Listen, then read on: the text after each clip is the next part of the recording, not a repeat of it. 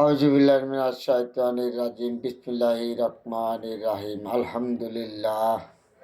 আল্লাহ পাক রব্বুল আলামিন আমাকে সুস্থ রাখিছে, আপনাদেরকেও যেন সুস্থ রাখে, সবাই যেন আল্লাহ পাক ভালো রাখে, এটি আল্লাহর কাছে কামনা করি। আল্লাহ, আমরা মানুষ হিসেবে দুনিয়া থেকে পাঠিয়েছ, আমরা গুনাহগার বান্দা, আমরা গুনাহ করেছি, অন্যায় করেছি, তুমি আমাদেরকে ক্ষমা করো। পিছনে আমাদের যত ভুল হয়েছে ভুলগুলি তুমি ক্ষমা করো।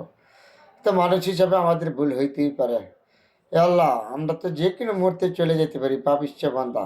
তুমি না বলেছ পাহাড় পরিমাণ পাপ করলে, গুনাহ করলে আদম তুমি আমাকে ডাকার মতন ডাকলাম, তোমাকে মাফ করব। তারপরে বলেছি আমরা পাপিষ্ঠ বান্দা, আমরা গুনাহগার বান্দা, গুনাহ করেছি, অন্যায় করেছি, তোমার কাছে ক্ষমা চাই মাওলা, তুমি আমাদেরকে ক্ষমা করে দাও।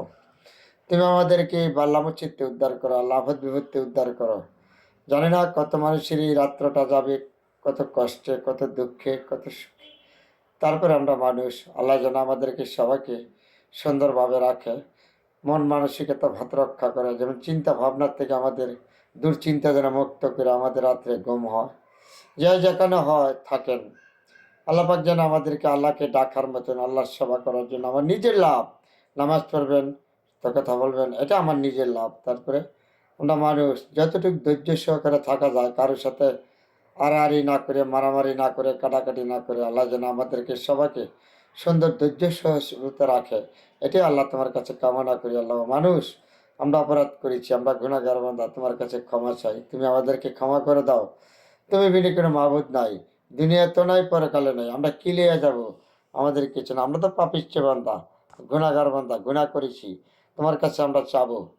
তারপরে বলেছি আল্লাহ যেন সবাইকে সুন্দরভাবে চলার তৌফিক দান করে, রব্বুল আলামিন যেন আমাদেরকে আপনাকে সুন্দর থাকার তৌফিক দান করে, দুশ্চিন্তা যেন মুক্ত করে দেয়, মুক্ত করে দেয়। কত মানুষ আছে আল্লাহ পাক দুনিয়াতে হারিয়েছেন, মা হারিয়েছেন, বাবা হারিয়েছেন, আর বন্ধু বান্ধব হারিয়েছেন।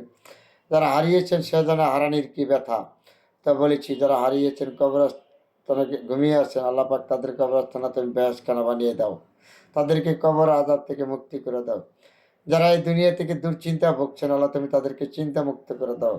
হে মাওলা, তুমি যারা এই দেশে অভাবে আছে দুনিয়া থেকে, তাদেরকে অভাব থেকে মুক্তি করে দাও, আপদ বিপদ থেকে তুমি উদ্ধার করে দাও। মানুষের ধৈর্য ধরার তৌফিক দান করো, একজন আরেকজনের সাথে মন মানসিকতা রক্ষা করার তৌফিক দান করো মাওলা গো। তুমি বিনে কোনো মাবুদ নাই, তুমি আমাদের সকল আপদ বিপদের মালিক।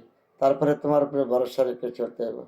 তারপরে বলেছি আমার ফেসবুক ফ্রেন্ড ফলোয়ার যারা আছেন, সবাই বিশ্বাস রাখবেন এই দুনিয়া চিরদিন কেউ থাকার জন্য আসছে না। আপনার থাকবেন, আমি থাকবো না, চলে যাব। আসেন আমরা সত্যকে সত্য বলি, মিথ্যাকে মিথ্যা বলি। তারপরে মানুষ। আলহামদুলিল্লাহ, অনেকগুলি কথা বলেছি ভাইয়া, সবাই ভালো থাকবেন।